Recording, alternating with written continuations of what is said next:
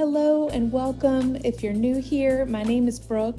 I'm a bakery owner, wife, and mom of two living in a small coastal town in South Mississippi. Here on my channel, you'll find a little bit of everything from behind the scenes at the bakery and running a small business to cozy moments at home, family life, and everything in between. I am so glad you're here. Let's jump into this beautiful day. There's something about a slow morning with a good cup of coffee that helps me gather my thoughts before the day begins. Lately, I've been spending that quiet time working on a creative project that's been on my heart for a long time. I'm not quite ready to share all the details yet, but I promise I will as soon as the time is right. For now, though, let's head to the bakery because we've got a fun project to tackle there too. One thing that's been a little different for us this year is our summer season. If you've ever owned a small business, you know there are busy times and slower times throughout the year. And for us, summer is usually when things slow down a bit. It's hot, weddings aren't going on the way they normally do, the weekdays tend to be a little quieter, but this year has been completely different, and I'm so thankful for that. We have stayed consistently busy all summer long, and it's just such an encouragement after running the bakery for nearly 10 years. It just never gets old seeing people continue support our little pink bakery by the sea. And so since we've had so many customers coming through the doors, I've been wanting to make our little retail area feel a little more intentional. So I had my husband put these shelves together for me. I was so excited to finally start putting everything together. This is definitely still a work in progress. I have one more shelving unit on the way, and if you know me at all, there's a very good chance I'll rearrange everything once that third unit gets here. But for now, we've started carrying our Dolce t-shirts, coffee mugs, birthday candles. I even have some books from local authors, some dog treats, a few other gifty type items. My goal is to fill these shelves with things that complement our bakery, items that someone might need to go along with their cake, whether it's a last minute gift, candles that they forgot, a greeting card, or even like party plates and napkins. I just want it to be easy for someone to stop in and leave with everything they need to celebrate. So while we've been working on making the front of the bakery feel a little more cozy and inviting, the kitchen has been just as busy. This week we had one of the most exciting wedding cake projects we have ever taken on. If you've been on wedding TikTok lately, you've probably seen these table runner cakes becoming more and more popular. Instead of having one traditional wedding cake, like a stacked cake, this cake stretches right down the center of the reception table, and it just creates such a stunning focal point. These are so cool. I've been hoping that I'd get the chance to make one of these ever since I first saw the trend, and this wedding was finally the perfect opportunity. At 5 feet long, it was also the biggest table runner cake that I have ever made. It definitely was not a one-person job. My general manager, Kelly, and my oldest daughter and I, we all worked together to transport this to the venue, assemble the cake on site, and make sure that every last detail was just right. But I think my favorite moment came at the very end. After dinner, the bride and groom each stood at opposite ends of the table. Now, I was not there to see this, but the venue manager was kind enough to grab this video clip for me. They stood at opposite ends of the table and blew out the candles toward the center until they met in the middle for a kiss. It was such a sweet moment to witness, and I have to admit I was probably just as excited as they were because I had been dreaming of creating a cake like this for so long. I really think that moments like these are one of the reasons I still love what I do after all these years. Every wedding is different, and getting to bring someone's vision to life never gets old. With weeks like this, it's easy for work to take over every conversation at home. When you own businesses together, there is always something that needs your attention. but over the years, we have learned how important it is to intentionally make time for each other outside of work. So earlier this week, we were able to sneak away for a little date night, and it was exactly what we needed. Just a few hours to slow down, enjoy each other's company, and remember that life is about more than just the businesses we're building. So after a busy week, we woke up Sunday morning to a house that looked exactly like you'd expect. But this is the reality of life sometimes. I promise to always be real on this channel. And, between the bakery, family, and everything else going on, things don't always stay perfectly picked up. I'm just going to be honest with you. The countertops get messy, the dishes pile up, and apparently the kids had a pretty good time with the babysitter that night because this stove was definitely telling a story. But one of my favorite things to do on a Sunday morning is what I call waking up the house. I love opening all the blinds, letting the sunshine in, turning on my diffuser, maybe lighting a candle, and just making the space feel fresh again. There's just something about starting the day this way that feels like a reset. I used to think that having a peaceful home meant having a perfectly clean home. But the older I get, the more I realize that those two things are very different. A peaceful home isn't one where everything is always spotless. It's just one where your family feels comfortable, where you can take a deep breath, and where you can end a busy week feeling like you've created a space that feels good to come home to. For me, these little routines are what help me recharge. Getting the dishwasher unloaded, wiping down the counters, clearing off the kitchen table. That may seem like small things, but to me, they make such a huge difference in how I feel going into a new week. Running a bakery and being a business owner means my mind is usually thinking about 100 different things at once. So having a home that feels calm and cozy, it just gives me a place to slow down and reset. And honestly, this has become one of my favorite parts of the week. The house is quiet, the candles are lit, everything feels a little more put together, and I just feel ready for whatever the next week is going to bring. So once the house is all clean and reset, it's time for my grocery haul. I love getting my groceries delivered from Walmart every weekend. It just saves me time, helps me spend more time with the kids, and it's just an absolute luxury that I am thankful for every week. But I wanted to show you guys what I got this week. So I always pick up some of this market side grass-fed ground beef. That's my favorite brand to purchase from Walmart. I always keep a few pounds of that on hand just so on busy nights I can throw together like some spaghetti or hamburger steak, something like that. I got a few packs of chicken because I have some recipes for that this week. And then despite owning a bakery, I am a salty and crunchy girl, and I tend to always go for chips.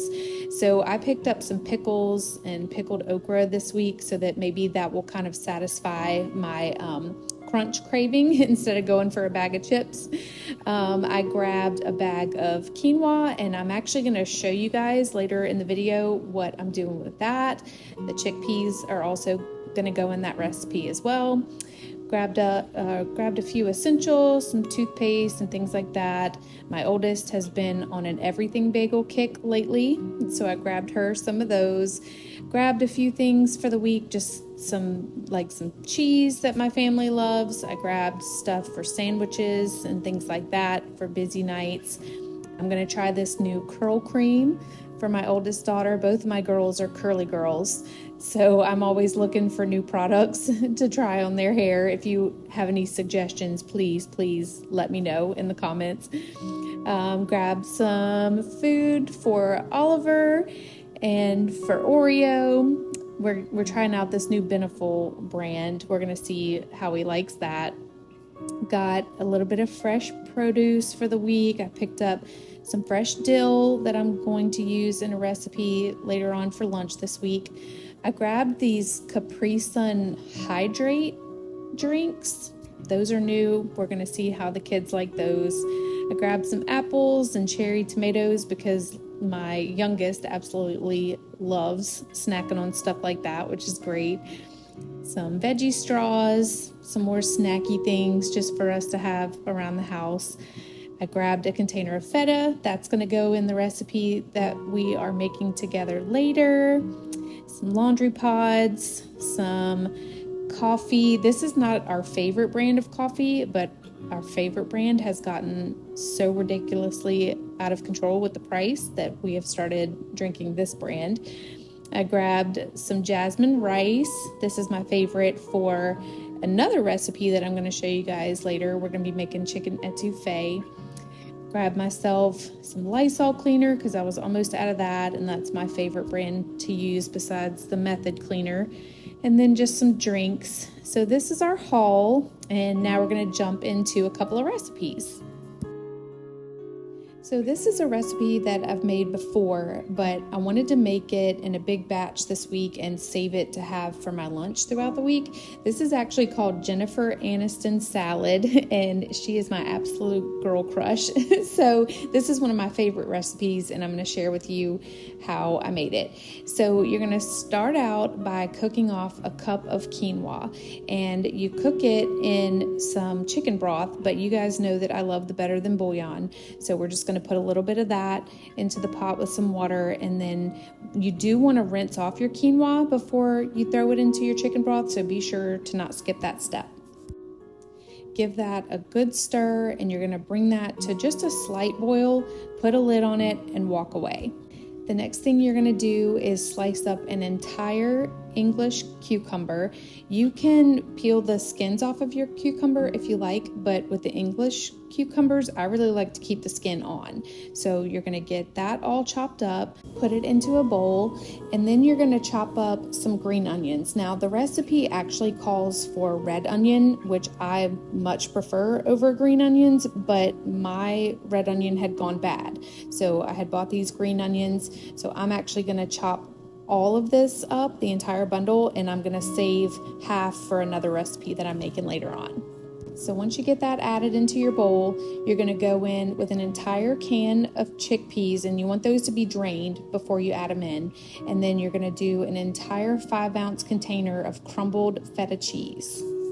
Now, the recipe did not call for this, but I like a little bit of spice with my salad, so I had some extra jalapenos in the fridge, so I went ahead and diced up one of those and threw that into the mixture as well.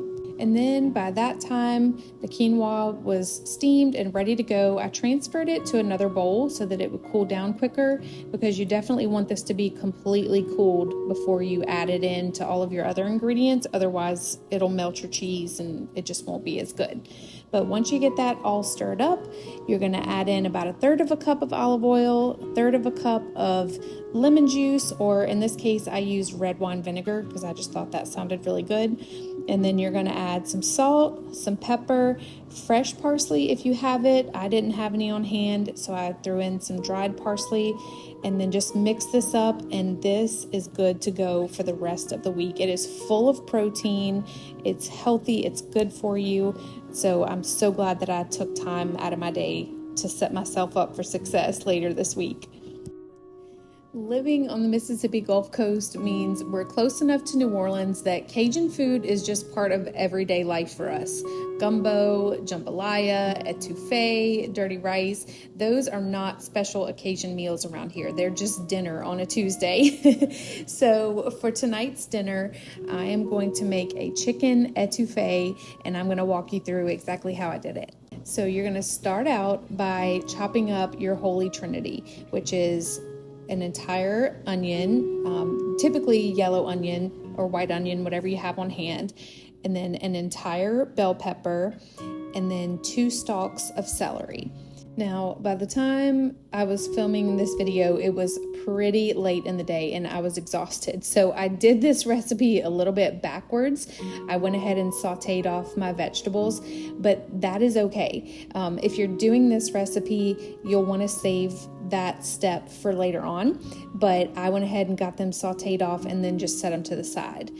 So then you're going to want to cut up an entire pound of chicken breasts. Throw that in a bowl with some Cajun seasoning. Tony Chachere's is my absolute favorite. I will link that below. Get that all tossed and coated really well, and then get it browned off in a skillet. Pull it back out of the skillet, set it on a plate, and you're going to reserve that for later on in the recipe. So your next step is going to be to make a roux, and I know that can be really intimidating to a lot of people. It honestly intimidated me in the beginning too, but it's super easy. You just melt a stick of butter in your pot, and you're going to go in with a half a cup of all-purpose flour, but don't dump it all in at once. You want to do it in about 3 different rotations, and then stir it with a whisk the entire time to get it incorporated. Once you've got it all mixed up, you just want to keep babysitting it. Stand there and stir until it becomes kind of a peanut butter color. Now, like I said, I did this recipe a little bit backwards. So normally you would be throwing in your fresh vegetables, but I wasn't paying attention and sauteed mine off, but it's not a big deal. Throw your veggies in with that roux, get it all stirred up, make sure that there's no lumps. And then you're going to go in with about 3 cups of chicken broth. Now, you guys know that I love my better than bouillon, so I just went in with 3 cups of water and then added a heaping tablespoon of the better than bouillon, and it is so good. So now you're going to go back in with the chicken that you browned off, get that added back to the pan along with all those yummy juices. And guys, that's it. You're literally going to put a lid on that and walk away for about 30 minutes. You do want to check on it every once in a while and give it a good stir, and it's going to thicken up. It's going to be delicious. Get you a pot of rice going, and this is how I served mine. Everybody devoured this. I think everybody in the house went back for seconds. It was so good. You can even, if you like it a little spicy, you can even add a little bit of hot sauce to your plate before you enjoy, and it is just a quintessential New Orleans dish. Thank you so much for spending another week with me. I always love getting to share these little moments with you. Next week's vlog is going to be a fun one because we're celebrating our youngest daughter's birthday. So I'm going to take you along for her cake, her party, all the fun stuff we have planned for her. I'm also planning a bedroom makeover for her. So let me know in the comments if that's something you'd like me to film. I'd love to bring you along for that process. This week, we are also keeping an eye on a tropical storm that is expected to move through our area. So there's a good chance that that will become part of next week's vlog too. So you'll have to stay tuned for that. But I hope you all have a wonderful week. Thank you again for taking time out of your day to be a part of mine. And until next time, here's to making life a little sweeter.